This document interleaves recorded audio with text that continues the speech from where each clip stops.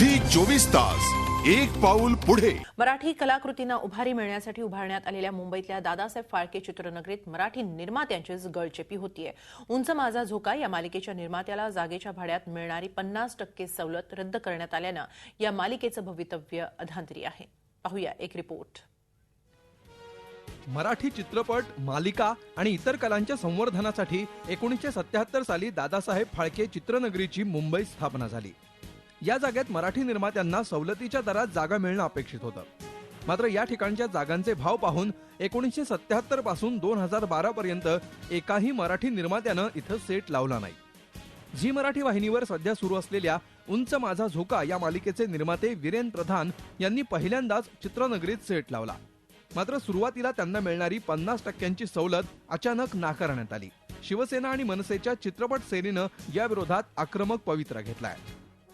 पुढचा इशारा देण्याची वेळ आणू नये सांस्कृतिक मंत्र्यांनी। पुन्हा एकदा आंदोलन, मारामाऱ्या आणि कुठलंही हिंदी शूटिंग न चालू देणं याच्यात पडण्यासाठी आम्ही काही उत्सुक नाही आहोत।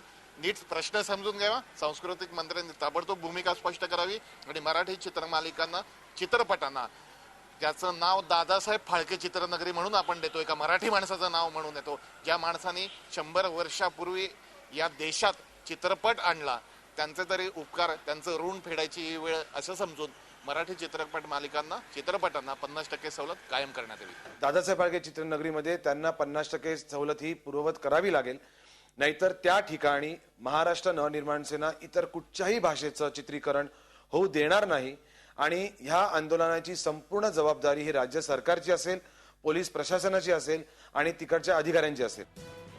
1 जानेवारी 2012 ते 31 जानेवारी 2012 या 1 वर्षांच्या कालावधीसाठीच सवलत दिल्याचा सरकारचा दावा आहे। त्यामुळे त्याच मालिकेच्या चित्रीकरणासाठी हिंदी मालिकांसारखंच भाडं यापुढे स्वीकारण्यात येईल असं सरकारने म्हटलंय। मात्र हिंदी मालिकां एवढं बजेट मराठी मालिकांचं नसल्यामुळे मराठी निर्मात्यांची गळचेपी होतीये। याबाबत आता राज्य सरकार नेमकी काय भूमिका घेणार याकडे लक्ष लागलंय।